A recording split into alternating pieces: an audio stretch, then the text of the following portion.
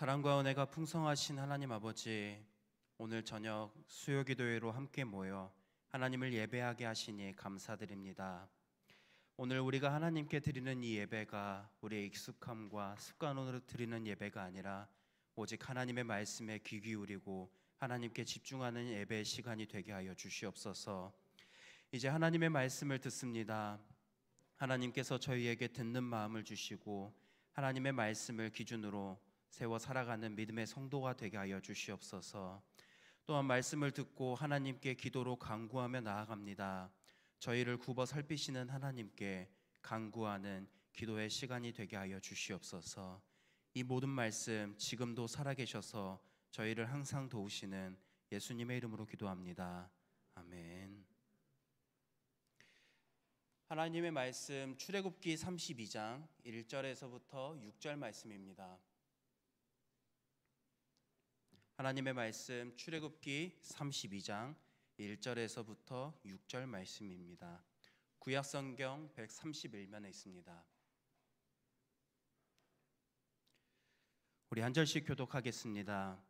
백성이 모세가 산에서 내려오미 더딤을 보고 모여 백성이 아론에게 이르러 말하되 일어나라, 우리를 위하여 우리를 인도할 신을 만들라. 이 모세 곧 우리를 애굽 땅에서 인도하여 낸 사람은 어찌 되었는지 알지 못함이라. 하나님의 귀에서 금고리를 빼어 내게로 가져오라. 모든 백성이 그 귀에서 금고리를 빼어 아론에게로 가져가매 그들의 손에서 금고리를 받아 부어서 조각칼로 새겨 송아지 형상을 만드니 그들이 말하되 이스라엘아, 이는 너희를 애굽 땅에서 인도하여 낸 너희의 신이로다 하는지라.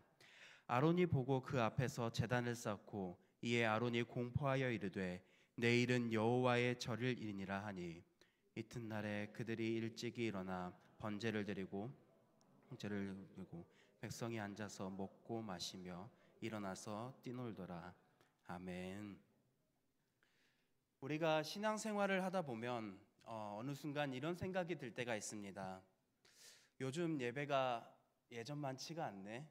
아니면은 찬양은 우리가 부르긴 하는데 감동이 잘 없네. 말씀도 잘 들리긴 하는데 나에겐 잘 다가오지가 않네.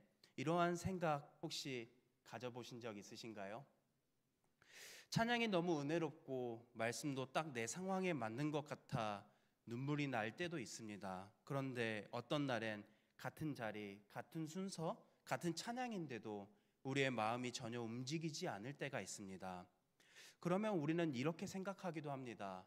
오늘 우리가 하나님께 드리는 예배 은혜가 없네. 그런데 정말 예배에 은혜가 없었던 것일까요? 아니면 내 감정이 반응하지 않았던 것일까요? 오늘 우리가 함께 나눌 본문의 내용을 가지고 나눌 설교 제목은 하나님 없는 하나님을 위한 예배입니다. 이 제목 앞뒤가 안 맞는 것처럼 보이겠지만 오늘 이 말씀을 통해 이 말이 어떤 의미가 있는지 그리고 그것이 우리의 예배와 어떤 관계가 있는지 함께 살펴보겠습니다. 1절을 보면 백성이 모세가 산에서 내려오미 더딤을 보고라고 시작합니다. 모세는 하나님의 부르심을 받아 시내산에서 율법과 계명을 받고 있었습니다. 이 기간은 약 40일 정도였습니다.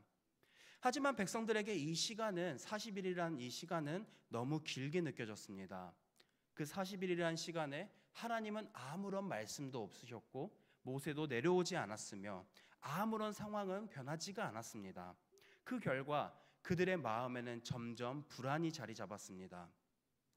그들은 1절에서 이어지는 1절에서 이렇게 말합니다. 우리를 애굽 땅에서 인도하여 낸 사람은 어찌 되었는지 알지 못함이라. 그들은 그 상황에서 하나님을 찾기보다 지도자 모세의 부재에만 집중했습니다. 이스라엘 백성들은 하나님을 직접 본 적은 없지만 모세를 통해 하나님의 말씀을 들었고 모세가 바로 하나님과 그들 사이의 연결고리라고 생각했습니다. 그런데 그러한 모세가 없어지자 마치 하나님도 함께 사라진 것처럼 이스라엘 백성들은 오해했습니다. 이 오해는 불안을 낳았고 불안은 조급함을 만들었습니다. 그래서 그들은 이렇게 요구합니다. 일어나라, 우리를 위하여 우리를 인도할 신을 만들라. 여기서 그들은 아론에게 우리의 신이 어디 있느냐고 묻지 않습니다. 신을 만들자고 합니다.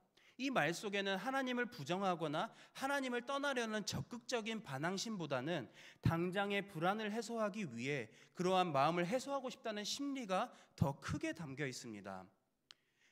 이를 통해 알 수 있는 것, 이스라엘 백성들 하나님께 완전히 떠난 것이 아닙니다. 하지만 그들은 보이지 않는 하나님을 기다리지 못했고 하나님을 신뢰하지 못했습니다. 결국에 눈에 보이고 만질 수 있고 자신들의 마음을 안심시켜줄 어떤 대상을 찾았습니다. 그러나 참된 믿음이란 무엇입니까? 보이지 않는 하나님의 신실하심을 끝까지 신뢰하는 것입니다. 결국 본문 1절은 단순히 이스라엘이 실수했다라는 이야기가 아니라 사람의 연약한 신앙이 언제 무너질 수 있는지 잘 보여주는 거울입니다. 그리고 동시에 기다림이야말로 믿음을 지키는 첫 번째 시험임을 가르쳐 줍니다. 백성들은 이 불안 속에서 우리를 위해 신을 만들자라고 요구하자 아론은 즉시 행동에 들어갑니다. 백성들에게 금귀고리를 가져오라고 말하고 그 금을 받아 송아지 형상을 만들었습니다. 여기서 우리는 이렇게 생각할 수 있습니다. 왜 하필 송아지였을까요? 많고 많은 것 중에 그들이 지금까지 봐왔었던 것들 너무나도 많았을 텐데 왜 하필 송아지였을까요? 그들이 만든 송아지는 단순한 동물이 아니었습니다. 고대 근동 지역에서는 송아지는 신성한 존재로 여겨졌습니다. 특히 이 애굽에서 그들이 400년 동안 생활했던 이 애굽에서는 아피스라는 신이 황소의 형태로 숭배받았는데 이 신은 왕권, 힘, 풍요, 보호, 승리를 상징했습니다. 이스라엘 백성은 애굽에서 400년 이상을 살았습니다. 이들은 오랫동안 황소의 형상의 신이 위대한 존재로 여겨지는 환경에서 자란 것입니다. 그러니 그들의 마음이 불안할 때 본능적으로 떠오른 신의 형상도 그들이 그동안 익숙하게 보았던 그 모습일 가능성이 높습니다. 여기서 중요한 점은 이스라엘 백성은 오히려 하나님을 섬긴다고 착각하며 하나님을 자신들이 이해하기 쉬운 모습으로 형상화했다는 것입니다. 그러나 하나님은 이런 시도조차도 명확하게 금지하셨습니다. 십계명의 두 번째 계명에서 하나님은 이렇게 말씀하셨습니다. 너를 위하여 새긴 우상을 만들지 말고. 여기서 우상은 단순히 다른 신의 형상만이 아니라 하나님의 자신을 형상화하려는 시도조차 하지 말라고 하나님은 분명하게 말씀하셨습니다. 왜냐하면 하나님은 눈에 보이시는 분이 아니라 영적인 분이시고 어떤 눈에 보이는 모습으로도 온전히 표현해낼 수 없는 분이시기 때문입니다. 결국 아론과 백성은 하나님을 섬긴다고 생각할 수 있지만 실제로는 자기들이 익숙하고 편하게 느끼는 방식으로 하나님을 시각화한 것입니다. 금송아지가 만들어진 이후 아론은 그 앞에 제단을 쌓고 이렇게 선포합니다. 내일은 여호와의 절일이니라.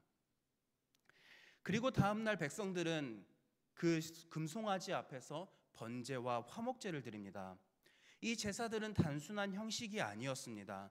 번제는 하나님께 온전히 헌신을 고백하는 제사였고 화목제는 하나님과의 관계의 회복 그리고 하나님께 감사, 기쁨의 교제를 표현하는 제사였습니다.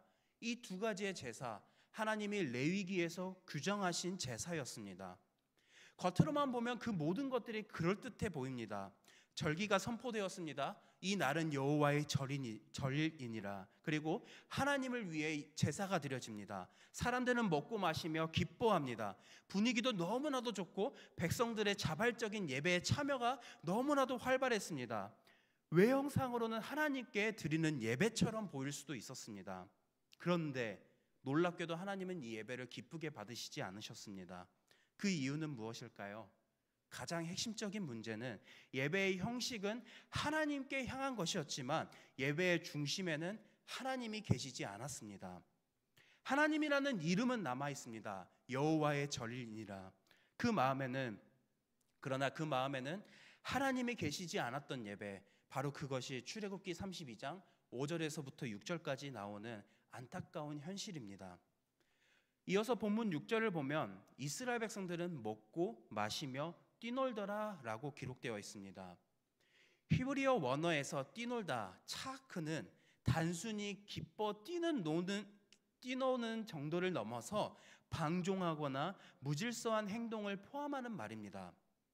즉 하나님을 예배하는 거룩한 예배의 자리가 점점 자기의 감정을 분출하고 해소하는 축제의 장으로 바뀌어 버린 것입니다. 이 장면은 단순한 타락의 사건이 아닙니다. 하나님의 이름으로 예배가 시작했습니다. 그러나 그 방향은 하나님이 아니라 자신의 불안한 마음을 해소시켜줄, 하나님을 시각화하고 자기의 만족을 위해서 그 예배를 드렸습니다. 하나님을 예배한다고 말하면서 실제로는 자신의 마음의 평화, 자기의 만족에 중점이 맞춰진 예배였습니다. 오늘 본문은 오늘날 우리의 예배 또한 점검하게 합니다. 우리는 예배 시간에 주님을 찬양합니다라고 고백하고 찬송하고 기도합니다. 하지만 그 중심에는 과연 하나님을 향한 진실한 마음이 있는지, 아니면 예배를 통해 내가 위로받고 힘없고 감정적으로 채워지는 것을 바라고 있지는 않는지 점검해야 합니다.